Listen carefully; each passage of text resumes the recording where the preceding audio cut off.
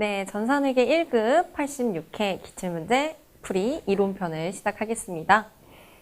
이번 회차에서도 합격률이 26.5%로 상당히 저조했어요. 어려웠다는 소리죠. 참고하면서 시작을 해보겠습니다. 자, 1번. 다음은 이론상 회계순환 과정의 일부이다. 순서가 가장 옳은 것은 했습니다. 그럼 지금 1번부터 4번까지 첫 번째를 쓱 보니까요. 수정 후 시산표, 수정 후 시산표, 기말 수정 분계, 기말 수정 분계. 그 다음에 두 번째 순서 볼까요? 기말 수정 분계, 기말 수정 분계. 수정 후 시산표, 수정 후 시산표. 먼저 여기까지 두 번째 단계까지를 끊어보면 수정 후 시산표가 먼저냐, 기말 수정 분계가 먼저냐, 이거 파악을 하시면 되겠죠. 먼저 기말 수정 분계를 해야 수정 후 시산표가 나오는 것이죠. 그래서 수정 전 시산표에서 수정 분계, 그 다음 수정 후 시산표 이렇게 간다. 그래서 1번, 2번 벌써 탈락. 그럼 이제 3번 아니면 4번인데 두 번째 단계를 보니까요. 첫 번째 3번은 수익비용 계정 마감한 다음에 집합손익 마감한 다음에 자산부채를 마감을 한대요. 네 번째 거 보니까 자산부채 먼저 마감한 다음에 집합손익 마감하고 수익비용 계정 마감을 한대요. 그러면 먼저 수익비용, 이건 손익계산서 관련인 거죠. 손익계산서 먼저 마감을 할 것이냐, 아니면 자산부채 자본, 재무상태표죠. 재무상태표 먼저 마감을 할 것이냐, 이거 물어보는 거예요. 근데 이거 우리가 이론에서는 좀 안 배웠던 것 같다라고 느끼실 수도 있겠지만 실기편을 참고를 해보면요. 실기에 전기분 재무제표 수정 있죠? 그때 우리 다 배웠습니다. 우리 이미 다 했어요.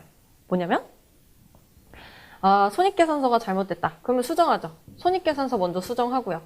그 다음에 당기손익이 바뀌니까 이익잉여금 처분계산서 바꾸죠.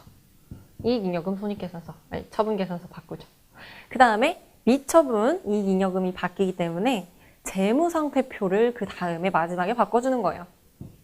재무상태표 이렇게 이 순서로 가는 것을 우리가 은연중에 알고 있단 말이에요. 그것을 응용시켜서 풀어주시면 되겠습니다. 그래서 손익계산서 계정 먼저 마감하고요. 집합손익 마감하고 그 다음 재무상태표로 가는 거예요. 그 다음 최종적으로 재무제표까지 작성해 주시면 되겠습니다. 그래서 정답은 3번이 되겠습니다. 자, 2번. 다음 중 유가증권의 취득원가 평가에 대한 설명으로 가장 옳지 않은 것은 틀린 것. 틀린 것 하나를 찾아라. 1번. 단기 매매증권의 취득원가는 취득을 위해서 제공한 대가의 시장가격에, 여기까지 끊으면 취득을 위해서 제공한 대가의 시장가격은 공정가치라는 말이죠. 공정가치에다가 여기까지 맞았어요. 취득 시 발생한 부대 비용을, 취득 시 발생한 수수료를 포함한 가액으로 취득원가를 계산한다. 틀렸죠? 틀렸어요. 왜냐? 취득 시 발생한 부대 비용은요, 단기 매매 증권 같은 경우에는 수수료 비용으로 처리하고 끝내버리죠. 수수료 비용으로. 그리고 참고로 얘는 이제 900번대의 영업 외에 비용으로 처리를 한다는 거예요. 이게 단기 매매 증권의 굉장히 중요한 특징인 게 다른 증권들 있죠. 뭐 매도 가능 증권 아니면 단기 보유 증권. 얘네들은 이 1번의 설명이 맞거든요. 취득 시 발생한 부대 비용을 취득원가에 걔네 둘은 넣어요. 근데 유일하게 단기 매매 증권만 이렇게 수수료로 비용 처리한다. 취득원가 처리하지 않고. 이게 이제 중요한 특징인데 바로 나왔네요. 1번이. 그 다음에 2번. 매도 가능 평가 손익은 기타 포괄 손익 누계액으로, 그쵸? 임시 손익으로 하는데 기타 포괄 손익 누계액으로 재무상태표에 반영된다. 맞아요. 왜냐면 얘 자본이니까. 자본이니까 재무상태표는 자산부채 자본이 들어가니까 맞습니다. 그 다음에 3번. 유가증권 처분할 때 발생하는 어떤 수수료들은 처분 가액에서 차감하여 회계 처리를 한다. 이것은 맞아요. 그러니까 처분할 때 발생하는 수수료 있죠. 처분 시 발생하는 수수료는요, 따로 수수료 비용 처리를 하지 않고 그냥 처분가액에서 제외시키고 회계 처리를 하시면 됩니다. 이것은 우리 단기매매증권, 매도가능증권, 만기보유증권 3개 다 해당되는 공통적인 사항이에요. 3번. 얘는 공통사항이다. 어떤 걸 물어봐도 똑같습니다. 얘는 똑같다. 그 다음에 4번. 만기보유증권은 기말에 상각 후 원가법으로 평가한다. 오, 맞죠, 이것도. 맞아요. 단기매매증권이랑 매도가능증권은 공정가치법으로 공정가치로 평가를 하는데 딱 만기보유증권만 상각 후 원가로 평가를 하도록 되어 있습니다. 그래서 정답은 1번이었고 나머지들도 다 공부를 하시면 되겠습니다. 자, 3번.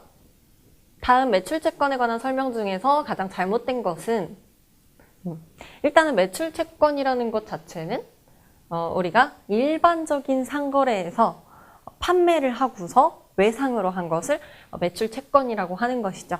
그리고 외상매출금과 받으러움 두 개를 합친 것을 매출채권으로 합니다. 얘는 일반적인 상거래. 주된 거래. 1번. 써있네요. 매출채권은 일반적인 상거래에서 발생한 외상매출금과 받으러움을 말한다. 그쵸? 맞죠? 그럼 만약에 참고로 일반적인 상거래가 아닌 부분에서 일반적인 상거래가 아닌데 외상으로 한 경우에는 외상으로 한 경우에는 계정과목 뭘 쓰죠? 일반적인 상거래 외의 거래에서 외상으로 한 경우에는 계정과목을 미수금이라는 계정과목을 사용을 합니다. 또 중요하게 알아두어야 하는 것이죠.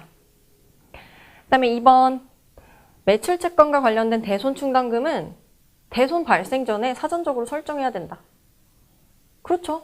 대손충당금이라는 것은 대손이 발생하기 전에 일단 예상을 해놔가지고 충당금으로 미리 비용 처리를 해놓는 개념인데 대손 발생하기 전에 이것을 설정을 해놔야 충당금이라는 것이 의미가 있는 것이죠. 맞고요. 3번.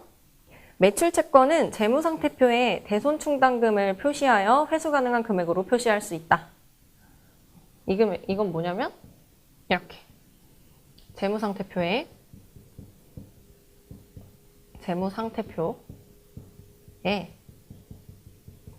뭐 매출채권이라고 그대로 쓸까요? 그냥 외상매출금으로 써볼게요. 외상매출금이 있는데 XXX가 있는데 그것에 대한 외상매출금에 대한 대손충당금이 있다면 얘는 이렇게 마이너스로 기록이 돼요. 그래서 자산을 차감 계정이라고 해요. 자산을 차감시켜준다고 해서. 그래서 결론적으로 외상매출금 중에서 대손충당금 빼서 이만큼 회수할 수 있습니다. 라고 재무상태표에 이렇게 기록이 된다라는 것이죠. 그래서 3번도 맞습니다. 4번. 상거래에서 발생한 매출채권과 기타 채권에서 발생한 대손상각비 모두 판매비와 관리비로 처리한다. 얘는 조금 문장이 어렵기는 한데 이 틀렸어요. 왜냐하면 지금 상거래라는 것, 일반적인 상거래에서 발생한 매출채권 얘는 대손이 발생하면요. 대손상각비라는 계정과목을 사용을 하고요. 얘 판관비 맞아요. 얘는 판관비가 맞아요. 판관비가 맞아요. 근데요.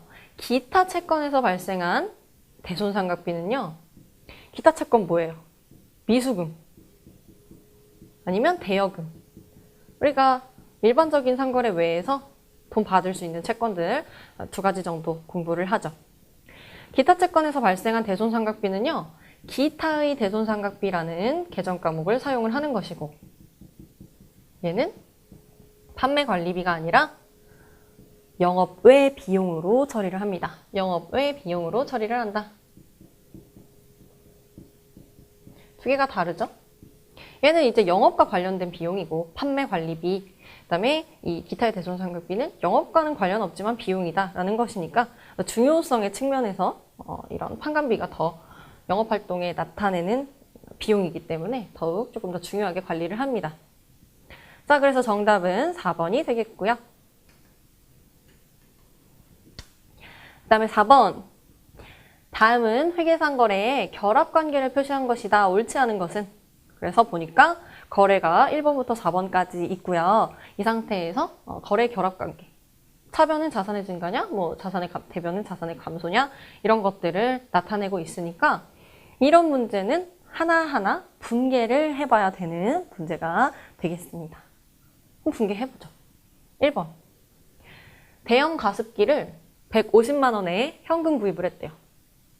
먼저 현금으로 샀으니까 150만 원 현금 나가죠, 대변에? 현금 150. 자산의 감소. 자산의 감소. 그 다음에 대형 가습기를 샀대요. 대형 가습기. 비품이죠, 비품. 비품 150. 자산의 증가죠, 얘는? 자산이 증가했다. 그러면 자산의 증가 차변, 자산의 감소. 맞아요. 1번 맞다. 그 다음에 2번. 주식을 발행해서 2억 원을 현금 조달했대요. 주식 발행하고 2억 원을 받았다라는 것이죠. 그럼 얘는 현금이 2억 원 들어올 것이고 지금 뭐 할인 발행이다, 할증 발행이다 이런 말 없으니까 그냥 액면 발행으로 보고 기록을 하면 되겠습니다. 그래서 차변은 자산의 증가, 2억 현금 증가했으니까 대변은 자본의 증가죠? 자산의 증가, 자본의 증가. 맞네요, 얘도. 2번도 맞았습니다. 그 다음에 3번. 제품을 30만 원에 현금으로 매출했대요. 매출했다. 그러면 얘는 일단 현금으로 매출해서 현금이 들어오는 거니까 차변에 현금 30만 원. 그 다음에 매출해서 이득 봤으니까 대변에 제품 매출. 수익이죠? 제품 매출로 30. 얘는 수익이다. 얘는 이제 자산이 증가한 것이고 그래서 보니까 자산의 증가는 맞고 대변에는 비용의 감소라고 되어 있는데 아니죠. 수익이 발생한 것이죠. 그래서 정답은 3번이 되겠네요. 3번이 이거 틀렸어요. 수익의 발생이다. 이렇게 나왔어야 되죠. 정답 찾았고요. 그 다음 4번까지 해봐야죠. 4번. 관리부 직원의 출산축의금 10만 원을 현금으로 지급했대요. 그럼 일단 현금으로 지급한 것 먼저 분개를 해볼게요. 현금으로 지급을 했으니까 현금 10만 원 이렇게 나가고 그 다음에 직원의 출산축의금이래요. 이거 계정 과목이 뭘까요? 직원의 출산축의금으로 회사에서 복지 차원에서 10만 원을 줬다. 복리후생비죠. 복리후생비. 그래서 복리후생비로 10만 원을 비용으로 적으면 되겠고 얘는 이제 비용의 발생인 것이고 대변에는 자산이 감소했다라고 보면 되겠죠. 그래서 비용의 발생, 자산의 감소. 맞네요. 예, 맞았어요. 자, 됐습니다. 그 다음에 이제 5번. 다음 중 사채에 대한 설명으로 틀린 것은 나왔어요. 이 문제를 보기 전에 그러니까 사채에 대해서 한번 제대로 정리를 하고 다시 돌아올게요. 넘기면 사채의 발행 유형에 따른 장부가액과 상가액 변동 정리된 자료가 나와 있어요. 이것만 보셔도 사실 사채 문제 나왔을 때 거의 다 이걸로 답이 나오거든요. 정답이. 그래서 이거 제대로 정리해 주시면 유용하게 쓰실 수 있을 겁니다. 먼저 액면 발행. 액면 발행은 그냥 내가 발행한 사채만큼 돈 받았을 때 그때는 사채 장부가액은 따로 변동이 없어요. 계속 똑같으니까. 그리고 할인 발행은 내가 빌린 것이 할인해서 빌렸을 때요. 내가 할인해서 빌렸을 때 사채 장부가액은요. 장부를 할인해서 처음에 사채를 발행했기 때문에 낮은 금액부터 시작해서 결국에 액면 금액으로 맞춰주기 위해서 점점 증가한다. 발행 금액이 할인되어서 낮게끔 책정이 되어 있었다가 액면 금액으로 가야 되기 때문에 점점 증가해서 액면 금액으로 도달한다. 낮은 것에서 액면으로 가기 위해 매년 증가한다라는 것이에요. 그 다음에 할증 발행은 애초에 더 돈을 받고 발행을 한 것이죠. 그래서 장부 금액이 높게 책정이 되어 있었어요. 그랬다가 어쨌든 얘도 액면 금액으로 가야 되니까 점점 감소하는 거예요. 액면 금액으로 점점 이렇게 수렴해야 되기 때문에 매년 감소한다. 장부가액이 감소한다. 결국 다 마지막 연도엔 액면가액으로 되어 있어야 돼요. 장부 금액이. 그리고 그랬을 때 발생한 사채 할인 발행 차금 상각액을 보자면 액면 발행은 애초에 동일한 액면 금액과 동일한 금액으로 발행했기 때문에 이 사채 발행 차금 자체가 없어요. 근데 할인 발행했을 때는 사채 할인 발행 차금이 생기죠. 그리고 할증 발행했을 때도 사채 할증 발행 차금이 생기죠. 근데 이 할인 발행 차금이든 할증 발행 차금이든 둘 다 동일하게요. 이 상각액은 매년 증가해요. 매년 증가한다. 이거를 외워두셔야 돼요. 왜냐면 왠지 모르게 이 상각액도 할인 발행이나 할증 발행이 하나는 증가하고 하나는 감소할 것 같단 말이에요. 근데 아니고요. 둘 다 매년 증가한다. 그렇기 때문에 문제에서 낚시 문제로 엄청 잘 나오겠죠. 그래서 얘는 매년 증가한다라는 것을 암기를 해주시면 되겠습니다. 상각액은 매년 증가한다. 그럼 다시 돌아와서 1번부터 볼게요. 틀린 것은 1번. 유효이자율법 적용 시 사채 할인 발행 차금 상각액은 매년 감소한다. 벌써 나왔죠. 그러니까 거의 이런 문제가 정답으로 찍게끔 대부분 나와요. 그래서 매년 증가한다가 정답이니까 얘는 틀린 거죠. 얘는 이게 틀렸어요. 증가합니다. 그리고 참고로 할증 발행 차금도 마찬가지로 증가한다. 2번. 사채 할인 발행 차금은 당해 사채의 액면가액에서 차감하는 형식으로 기재한다. 얘는 재무상태표. 이렇게 사채가 부채니까 대변에 기록이 되고요. 사채 할인 발행 차금이 마이너스로 처리되게끔 부채의 차감 계정으로 이렇게 기록이 돼요. 그래서 제가 아까 방금 말했다시피 낮게 기록이 되어 있다 그랬죠. 사채 할인 발행 차금이 있기 때문에 할인 발행을 한 경우에는 장부가액이 이렇게 낮게 기록이 되어 있다가 점점 올라가는 형태로 간다. 그래서 얘는 맞고 3번. 인쇄비, 수수료 등 사채 발행 비용은 사채의 발행가액에서 차감한다. 맞습니다. 이렇게 수수료 비용들이 발생했을 때 발행가액에서 차감을 해주면 돼요. 따로 수수료 비용이라고 처리를 하지 않습니다. 그 다음 4번. 사채 할인 발행 차금은 유효이자율법으로 상각을 하고 그 금액을 사채 이자에 포함한다. 이 부분은 분계를 보면 알 수 있는데요. 사채 할인 발행 차금은 차변에 적혀 있는 계정 과목이에요. 차변. 근데 이제 상각을 하려면 없애야 되니까 대변에다가 적는 것이죠. 그래서 일단은 사채 할인 발행 차금이 상각하면 대변에 적히고요.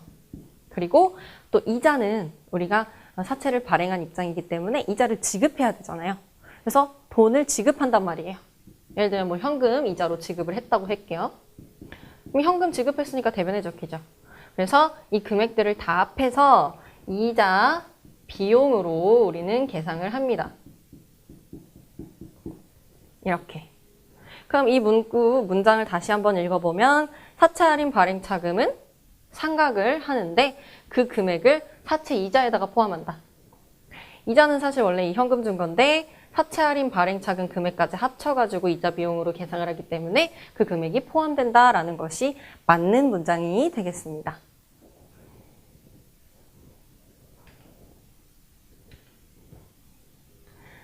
자, 6번.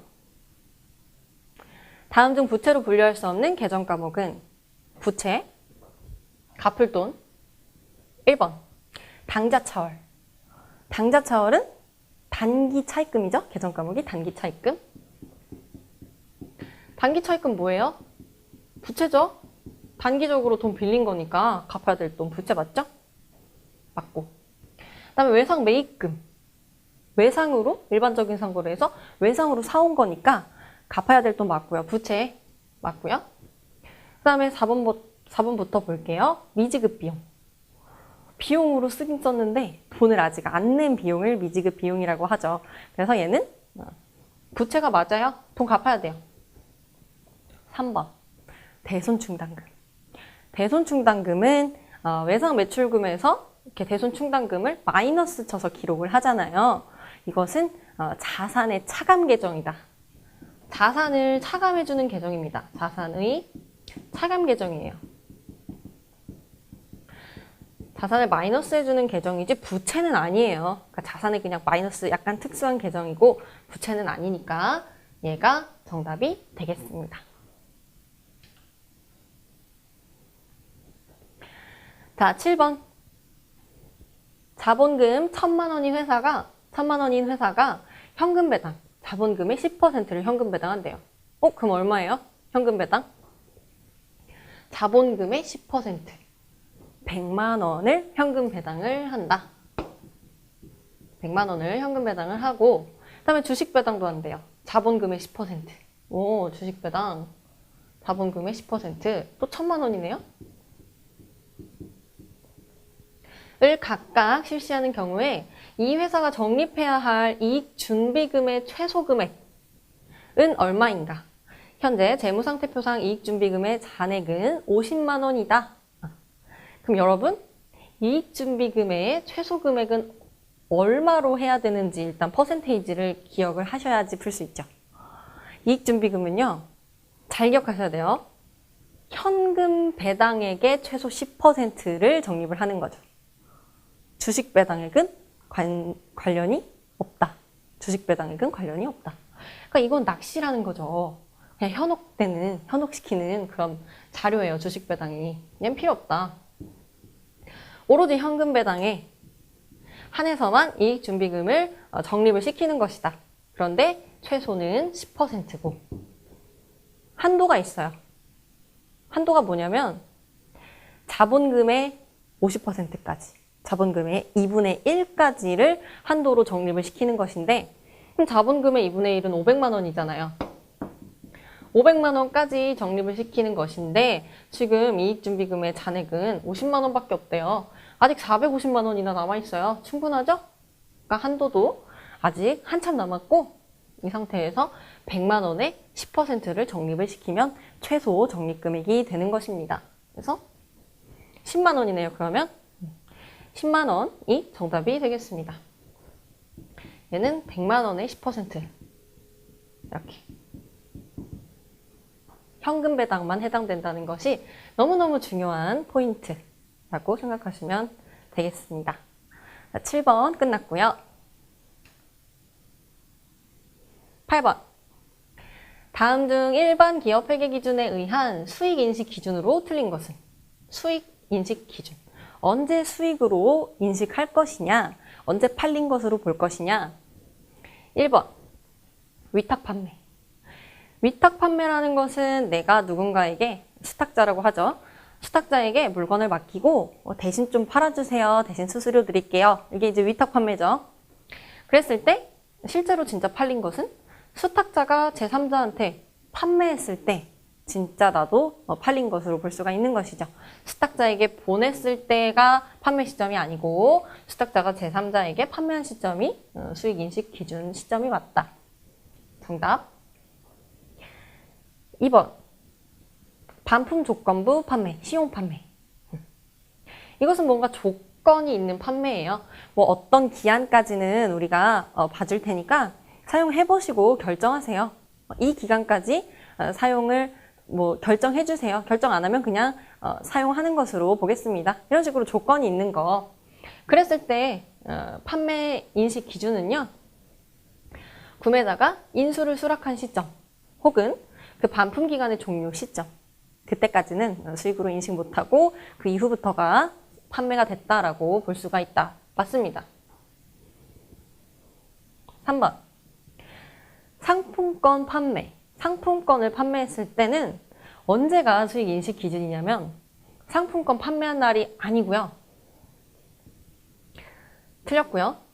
상품권을 판매를 했다가 직접 그 상품권을 가지고 와서 재화나 용역을 구입할 때, 즉 상품권이 회수될 때, 그때가 진짜 판매된 거예요. 그때가 진짜 판매됐다고 본다. 그래서 상품권의 판매는 상품권을 회수한 날, 이때가 수익 인식 기준이다. 3번이 틀렸어요. 4번 할부 판매.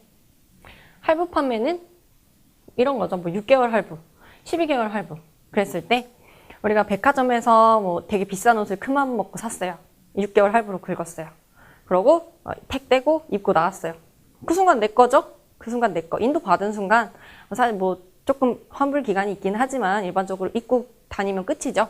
이렇게 할부 몇 개월인지 여부랑 상관없이 그냥 재화가 나한테 인도되는 시점에 이 수익으로 인식을 해주면 되겠습니다. 그래서 4번도 맞아요. 9번. 다음 중 원가에 대한 설명으로 가장 옳은 것은? 옳은 것 다 틀리고 하나 옳은가 봐요. 1번.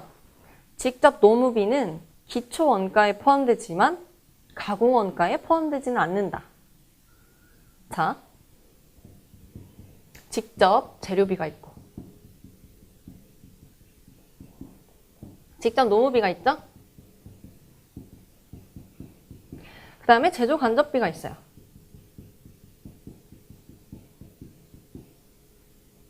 얘네는 이렇게 두 개를 묶어서 기초원가 그리고 다른 말로 기본원가라고도 부르고요. 그 다음에 직접 노무비와 제조 간접비를 묶어서 전환원가. 몹시 잘 나오니까요, 이 부분이. 그 다음에 가공원가. 이렇게 부르죠. 그러면 직접 노무비는요, 유일하게 기초원가에도 들어가는데 전환원가, 가공원가에도 들어가는 유일한 항목이죠. 그래서 오히려 이걸 외워두라고 한 것인데 지금 가공원가에는 포함되지 않는다 그랬으니까 틀렸죠. 가공원가에도 포함이 됩니다. 그래서 옳지 않으니까 얘는 정답이 아니고요. 2번. 직접 재료비는 기초원가와 가공원가에 모두 해당된다? 아니죠. 직접 재료비는 그냥 기초원가에만 해당이 되고요.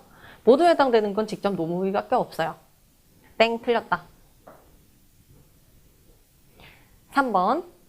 매몰 원가는 의사결정 과정에 영향을 미치는 원가를 말한다? 틀렸죠? 매몰 원가는 이미 땅에 묻혀서 매몰되어 버린 원가예요. 아무런 힘이 없어요. 그냥 끝났어요. 묻혀버렸다. 그래서 의사결정 과정에 전혀 영향을 미치지 않는, 아예 고려하지 않아도 되는 원가를 매몰 원가, 매몰 비용이라고 합니다. 땡, 틀렸다. 4번. 제조활동과 직접 관련이 없는 판매활동, 그리고 관리활동에서 발생하는 원가를 비제조원가라고 한다. 이게 맞습니다. 이게 맞아요. 제조활동에 관련된 걸 제조원가라고 하는 것이고, 이것과 관련 없는 판매관리비죠. 이거 판매관리비. 얘는 제조랑 관련이 없어서 비제조원가라고 하는 것이 맞습니다. 그래서 4번이 정답이다. 자, 10번. 다음 자료를 기초로 단기 제품 제조원가를 계산하면 어떻게 되는 것인가 볼까요? 박스 보니까 뭐 제품, 매출원가, 제품 이렇게 나오니까 우리 제품의 T 계정을 그려볼게요. 원가는 T 계정만 잘 그려도 문제에 점수 따는 것이 훨씬 더 수월해집니다. 그래서 제품에 기초가 있고 기말이 있고 그 다음에 여기는 단기 제품 제조원가죠. 그 다음 이쪽에 이제 팔린 것이 매출 원가가 되는 것이고요. 금액은 서로가 동일하다. 그랬을 때 처음에 기초 제품 재고액은 25만 원. 25만 원. 그 다음에 매출원가 84만 원 넣어주면 되죠? 매출원가 84만 원. 제가 만원 단위는 지금 뺐어요. 그 다음에 기말 제품 재고액은 12만 원.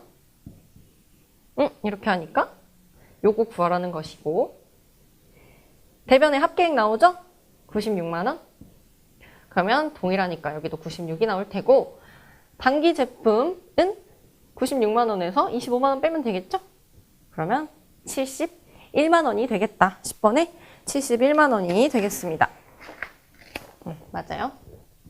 71만 원이 되겠다. 11번.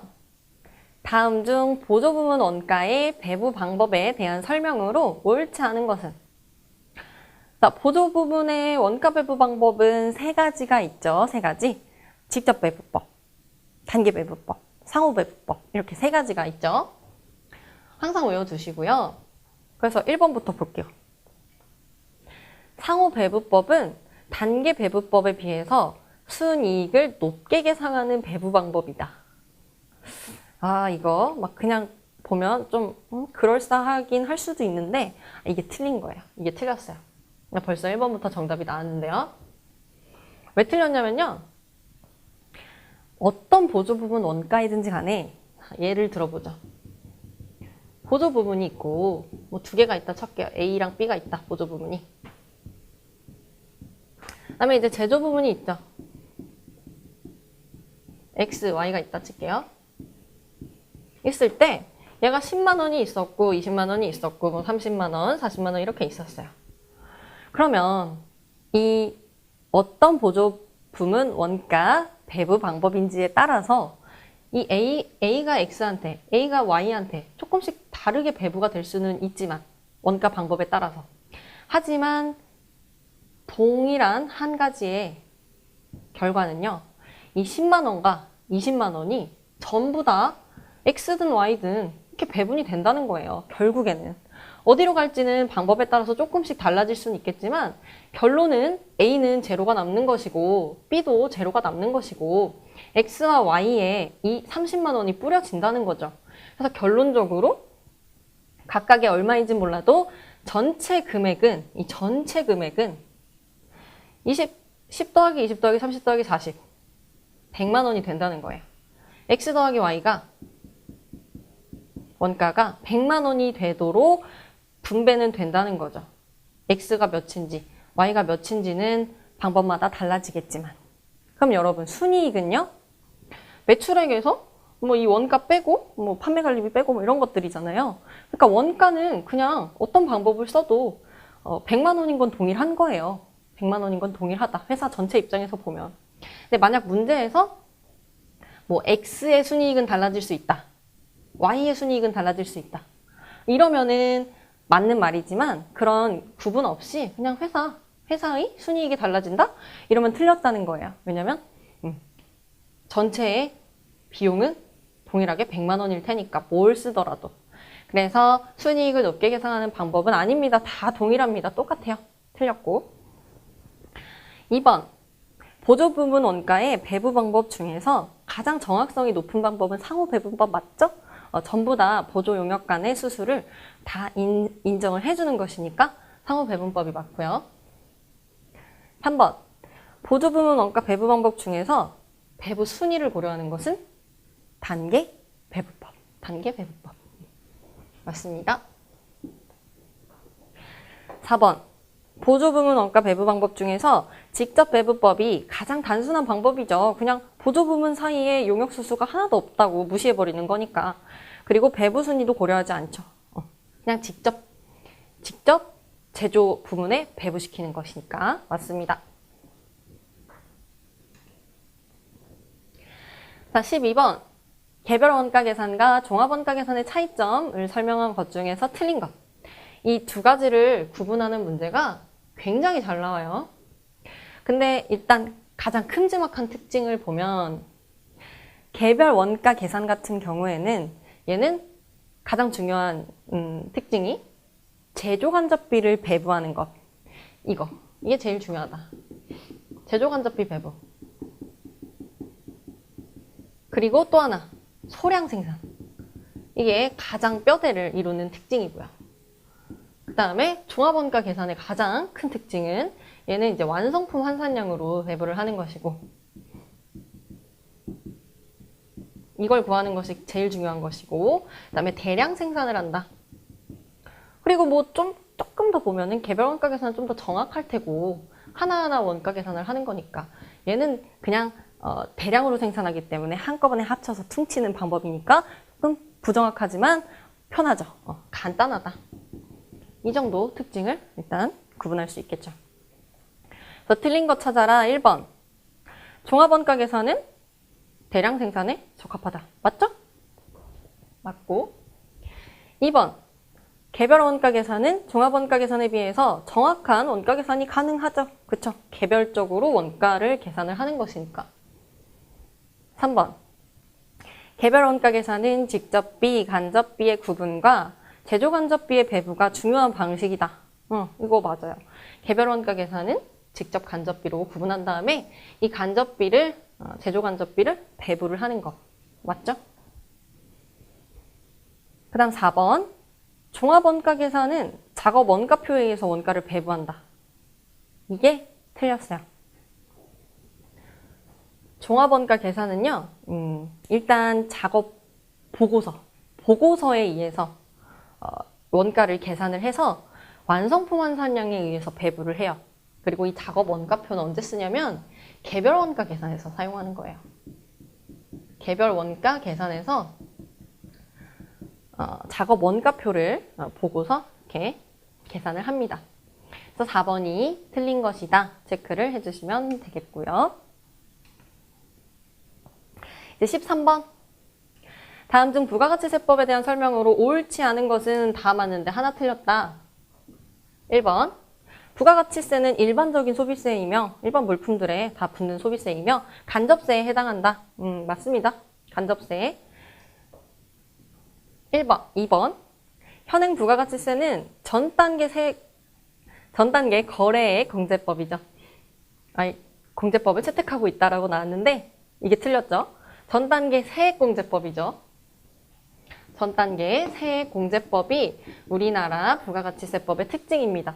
이거 너무 잘 나와요. 전 단계 거래공제법이라고 문제에서 되게 많이 나오는데 다 틀린 것이다. 세액공제법이 맞습니다. 벌써 정답이 나왔네요. 3번. 부가가치세의 역진성을 완화하기 위해서 면세제도를 두고 있다. 이 역진성이라는 것은 부가가치세의 단점이에요. 뭐냐면 소득이 적은 사람이 세금 부담을 크게 느낀다는 것이죠. 이게 역진성인데 예를 들면은 소득이 뭐 1년에 500만 원인 사람과 1년에 소득이 뭐 100억인 사람이 있다. 그런다고 해도 부가가치세는 그냥 물품의 10%씩 세금이 똑같이 부과가 되는 거기 때문에 소득이 적은 사람 입장에서 비율적으로 상대적인 비율로 보자면 소득에서 부담이 되는 세금의 크기가 100억인 사람보다 훨씬 커지는 것이죠. 이게 바로 역진성이고 그것을 완화시키기 위해서 면세제도를 뭐 생필품 같은 경우에 쌀 이런 것들, 기저귀 이런 것들에는 면세를 두어서 부가가치세를 과세하지 않고 면제시켜주고 있다. 역지성을 완화시키기 위해서 면세제도를 두고 있다. 맞습니다. 4번. 소비지급 과세원칙을 채택을 해서요. 수출제화 등에다가 영세율이 적용이 된다. 맞아요. 우리나라는 생산지급 과세원칙이 아니고 소비지급 과세원칙이 맞고요. 소비하는 국가, 즉 수입국가에서 이 세율을 과세를 하면 되고 그리고 수출하는, 생산하는 국가에서는 영세율을 적용시키도록 하고 있습니다. 4번까지 맞았어요?